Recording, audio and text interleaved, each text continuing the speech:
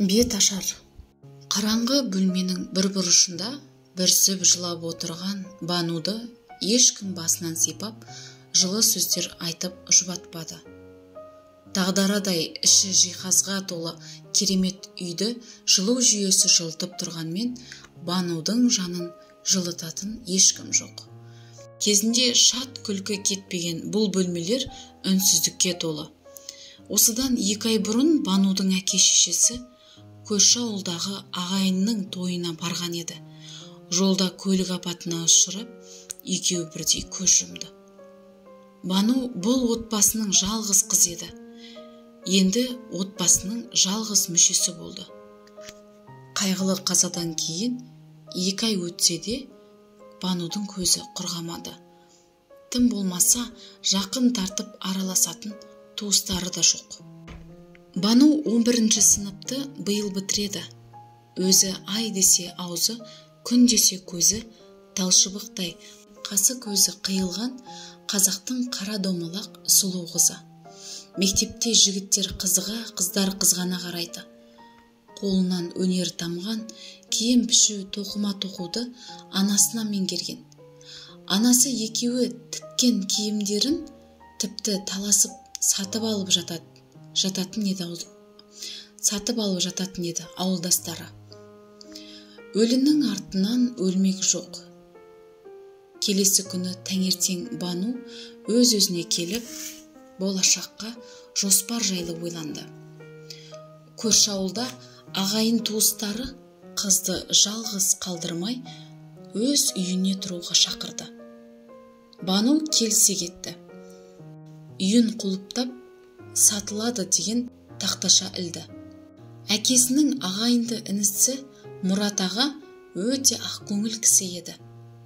Банудың қалын сұрап, жұбатып, жақын тартып жатыр. Ал жеңгесі Сая, іші тар, қызғаншақ адам екен. Банудың сәлемін алмастан ала көзбен бір қарап, жақтырмаған даусымен шайға шақырды. Мұрат пен Саяның 2 баласы бар. Үлкені 5-ші сыныпта, кішісі 2-ші сыныпта оқиды. Бану жеңгесінің мінезінен сескеніп, өзі қысылып, сасып қалды. Бірақ Мұрат ағаның жылы шырайын көріп, жаны қайта жай тапқандай болды. Осылай күндер өтіп жатты. Жаңа мектепке орнығып, достарына да үйрене бастады. Кішкене болса да қайғы мұңынан ажырағандай болды.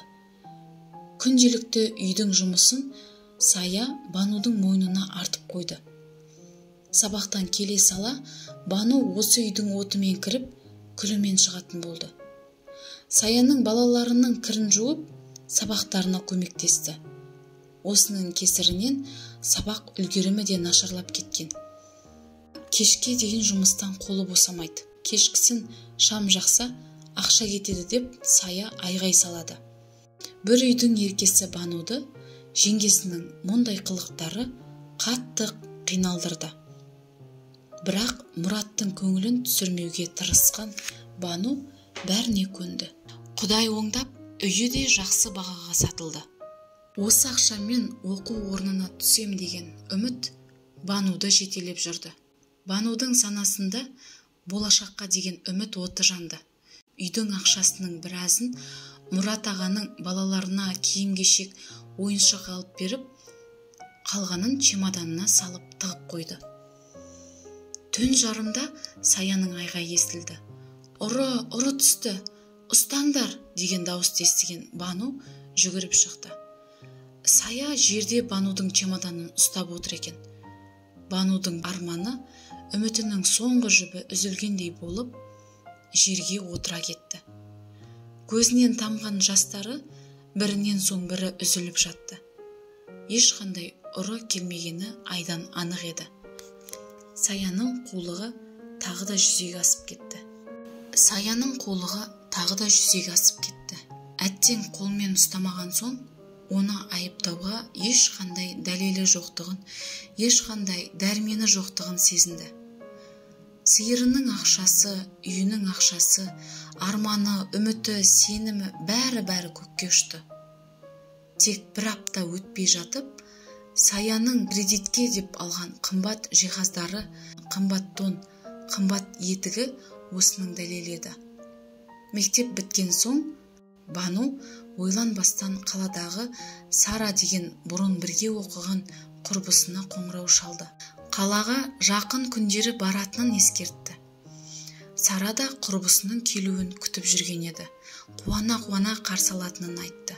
Қала зуылдап жатқан, бітпейтін таусылмайтын көлік.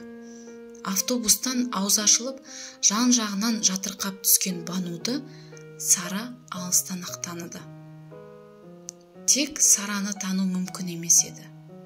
Шашын сарыға бояп, қысқа белдемшесі желбіреп, биік өкше туфлиін анық-анық басып келе жатқан қызды Бану бірден танымады.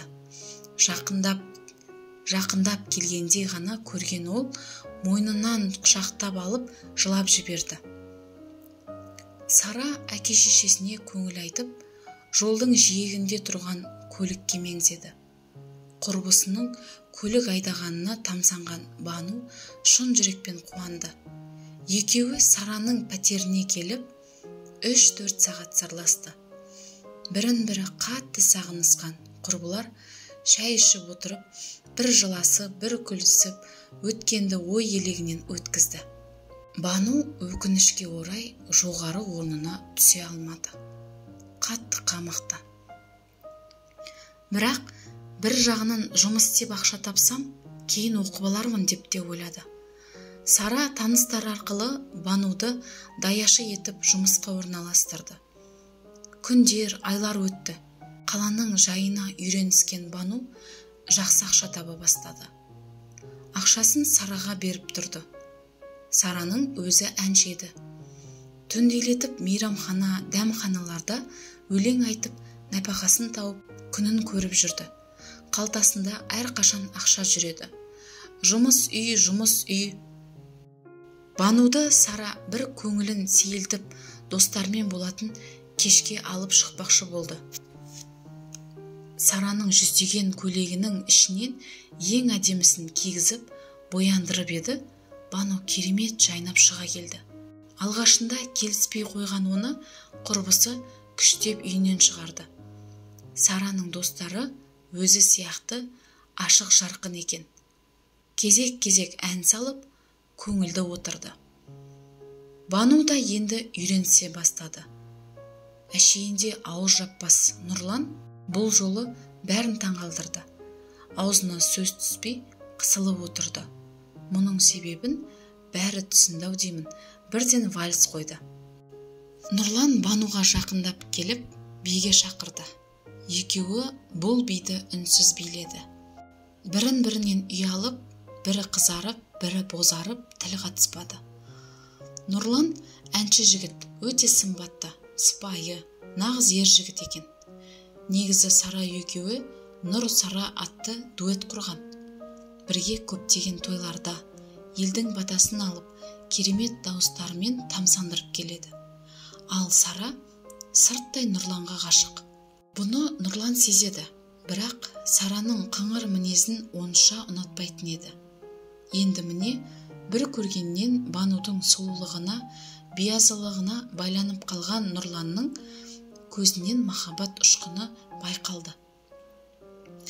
Сара да бұны байқап, қызғанып, іші оттай күйіп жүр.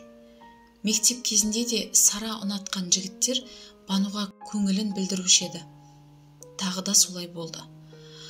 Бану да білдірмегенмен Нұрланды бірден ұнатып қалды. Кеш біткен соң Сара мен Бануды Нұрлан шығарып салды. Сараның Бануға деген көңілі суып кетті. Бұрынғы қайырымды Сара енді жоқ. Киімін қызғанып, болмашы нәрсеге сөйлеп, қабақ штатынды шығарды. Бірақ махаббаттың торына іліккен Бану оған мән де бермеді. Арман мен қиялда ұшып жүрді. Бану мен Нұрланның арасында махаббат өрбіді. Күнделікті кездесіп, айлы күндерде қала көшелерін кезетін болды. Нұрлан домбырасына келіп, «Банужан, екеуміз үйленгенде саған беташар жырын өзім шырқаймын. Тыңда, міне былай тұра тұр» бетіңді мынамен жаба тұр деп киімін жауып қойып, айт келін, ау, айт келін деп шырқай жөнелетін. Көшедегілер таңырқапта тамсанып та қарап өтетін. Бану киімнің астында шек сілесі қатып күліп отырады. Құшақ-құшақ гүлге Бануды қарқ қылды. Дүниедегі болып жатқан жағдайларға қарамады. Бейне бір басқа әлемде сияқты. Сара болса Бануды жек көргені соншалықты, тіптен одан құтылудың жолын қарастыра бастаған еді. Бір күні 8 наурыз болды. Нұрлан Бануды кешкі 8-де орталық паркке шақырды. Өкінішке орай қаланы білмейтін Бану Сарадан көмек сұрады. Осыны пайдаланған Сара ойланбастан басқа парктың мекен жайын сызып берді. Әдемі киініп, дайындалып, Бану кездесуге шықты. Саябаққа келген Бану кіреберіс есікте ұзақ күтіп қалды. 1 сағат, 2 сағат, 3 сағат өтті. Нұрлан келмеді. Қараңғы түсіп қалған еді. Ал Сара бұл кезде Нұрланға телефон шалып, Банудың басқа жігітпен кетіп қалғанын, оған сатқындық жасағанын айтты. Нұрланның қызғаныштан көзі қарауытып, естігеннің бәрін шын көріп тұр. Бану қатты тоңып, көзінен жасы тамшылап, подъезге жақындап келе жатты. Нұрланға ашуланды. Кенет бұрылыстан шамын жақпай ұшып шыққан көлік оны қақты да кетті. Көзін ашса, палатада жатыр екен. Жанында медбикеден басқа ешкім жоқ. Аяқтары қатты ауырып тұр. Жай басын көтеріп қарап еді, есінен танып қала жаздады. 2 аяғын тізеден төмен кесіп тастапты. Бар даусымен айғайлап жылап еді, медбике құшақтап жұбатты. Қайтсын, жанында демеу болар ешкім жоқ. Медбикенің аяныш сезімі еріксіз қызды құшақтап, жылы сөздер айтқызды. Аспан жерге түскендей, бүкіл әлем одан теріс айналғандай еді. 1 апта жатты. Осы 1 аптаның ішінде ешкім келмегені жанына батты. Әттең әке-шешем-ай, жанымда болсаңдар, жылы құшақтарыңмен жылытар едіңдер. Мейірімдеріңді сағындым. Неге мен? Бір кезде Мейірбике сүйінші сұрағандай. Бану, жігітіңіз келіп тұр, деді. Өз құлағына өзін сенбеген Бану ұшып тұрайын деді. Бірақ аяғын көріп, көңілі қайта түсті. Палатаға кірген Нұрлан Банудың жанына ақырын жайғасты. Бану қуанып қолынан ұстайын деп еді, Нұрлан қолын тарта қойды да, қалайсың деді. Өзің көріп тұрсың ғой, деп Бану жылап жіберді. Кешір Бану, мен қоштасуға келдім, деген Нұрланның сөздері жығылғанға жұдырық болды. Кішкене болса да жанына жұбаныш іздеген Банудың жүрегі қақ айрылды. Нұрланының соншалықты қатыгез екені ойы түгілі түсіне де кірмеген. Кешір, ата-анама сау келін керек қой, сен де мені түсінші, деді. Бану үн қатпады. Терезеге тесіліп қарап жатты. Көзінің жасын сүртті де, кете бер, бақытты бол, деп нақ-нақ жауап берді. Осыны күткендей Нұрлан тұрды да шығып кетті. Бану содан соң жылаған жоқ. Қайта мұндай сатқыннан дер кезінде құтылғанына тәубе деді. 2 аптадан соң дәрігерлер қыздың жағдайын біліп, мүгедектер арбасын тауып берді. Ауруханадан арбамен шыққан қыз бірден Сараның үйіне тартты. Сара есігін ашты да, Бану, ренжіме, мынау киімдерің, менімен бірге тұра алмайсың. Саған бір адам қарау керек қой, деді кемсітіп. Бану Сарадан осыны күткен еді. Себебі оны Сараның көлігі қаққанын сезген. Киімдерінің арасынан тек керектілерін теріп алайын, көтере алмаспын деп ойлаған Бану киімдерін ақтарып отырып, анасы екеуі тіккен көйлектерді көріп, көңілі босап кетті. Бар ішіндегі жиналған қайғысын көйлекті бетіне басып отырып, жылап шығарып алды. Мұны көріп тұрған Сара еш аяушылық танытпады. Қайта Нұрланға қолы жеткенін сезініп, қуанып тұрды. Тіккен киімдерін Бану орталық базардың алдына жайып салды. Мүмкін мүгедек тіккен көйлектерді біреу аяп сатып алатын шығар деп ойлады. Негізі осы отырысына өзі қатты қынжылды. Киімдеріне мән беріп жатқан ешкім жоқ. Бірақ сұлу қыздың бұл отырысы көбісінің көңілін жабырқатты. Кеш те батып қалған. Қалтасындағы азын-аулақ тиынға жақын жерден барып ыстық нан алып келейін деп арбасының дөңгелегін айналдырып кетті.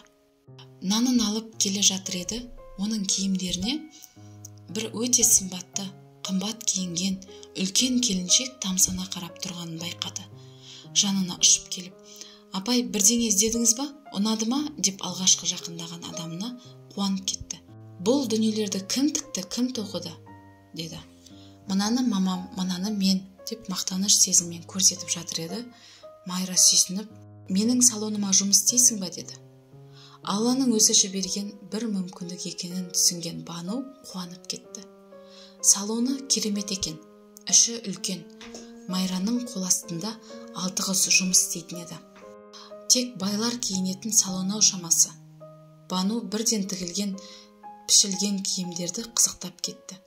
Майра Бануға таза киім беріп, қызды жөніне келтірді. Бірден жалақысын келісіп алды. Майра өте ақ көңіл, қайырымды келіншек. Жалғыз ұлы бар.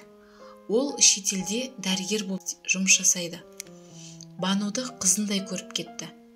Банудың да қолынан өнер тамып тұр. Оның тіккен бұйымдарына сұраныс тартып, Майраның ісі оңға басты. Майра ұлы Сәбитті әуежайдан күтіп алды.